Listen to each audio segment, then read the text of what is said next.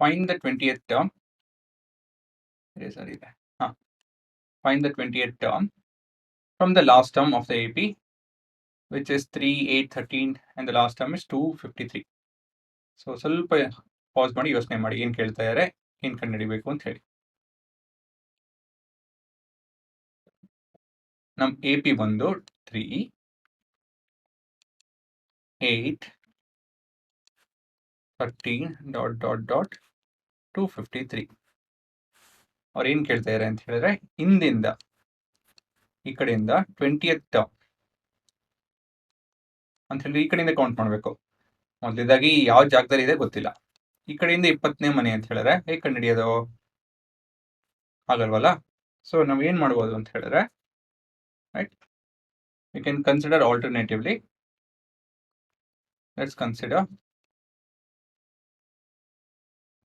AP2 ಏನಂತ ಹೇಳಿದ್ರೆ, ಯೋಚನೆ ಮಾಡಿ ಏನಂತ ಹೇಳಿ, ಉಲ್ಟಾ 253 ... 3 ಅಲ್ಲ 13, 8 ಮತ್ತೆ 3 ಸೀಕ್ವೆನ್ಸ್ನ ಉಲ್ಟಾ ಬರ್ಕೊಂಡಿದ್ದೀವಿ.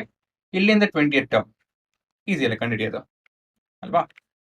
ಕೊನೆಯಿಂದ 20th ಟರ್ಮ್ ನಾವು ಉಲ್ಟಾ ಮಾಡಿದ್ರೆ ಅದೇ ತಾನೆ. ಇದು ಹೊಸ ಎ ಪಿ. ಇದರಲ್ಲಿ ಎ ಏನು? ಎ ಇಲ್ಲಿದೆ 253. ಟಿ ಹೇಳಿ ನೋಡೋಣ.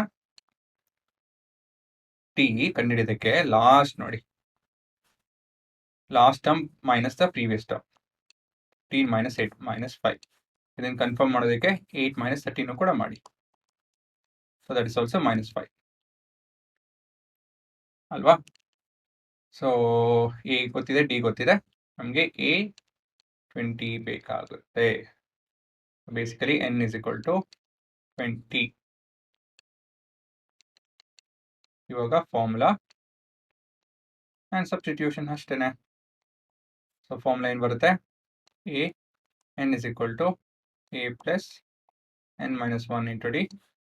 So we'll substitute n is equal to 20. So a20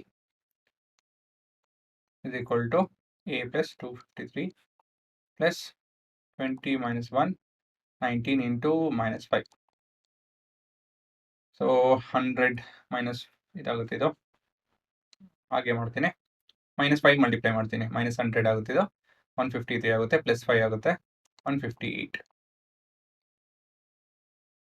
ಸರಿನಾ? ಸೊ ಇದು ನಿಮ್ಮ ಉತ್ತರ. ಸೊ ಇದನ್ನ ವೆರಿಫೈ ಮಾಡೋಣ, ನಮ್ಮ ಕೋಡ್ ಉಪಯೋಗಿಸ್ಕೊಂಡು ವೆರಿಫೈ ಮಾಡೋಣ. ಸೊ ಸೀಕ್ವೆನ್ಸ್ ಏನು ಹುಡುಗರ ಇದು? 3, 8, 13 ಹೀಗೆ ಮಾಡ್ತೀನಿ. 3, 8, 13. ಸೊ ನಮ್ಮ ಜನರೇಟ್ ಆಯಿತು. ಇವಾಗ ಇದನ್ನು ಕಾಪಿ ಮಾಡಿಕೊಂಡು ಅನಲೈಸ್ ಮಾಡೋಣ.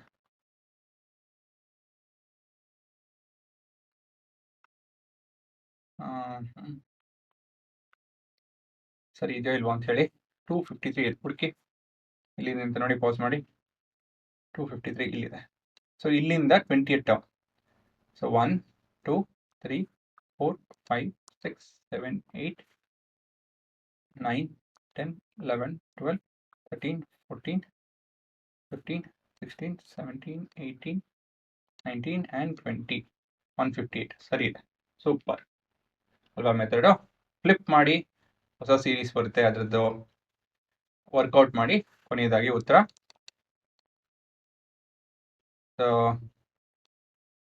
ಟರ್ಮ್ ಎಸ್ 158 ಅಂತ ಬರೀಬೇಕಾಗುತ್ತೆ. ಇದು ಅರ್ಧ ಮಾರ್ಕ್ಸ್ ಕ್ಯಾರಿ ಮಾಡುತ್ತೆ.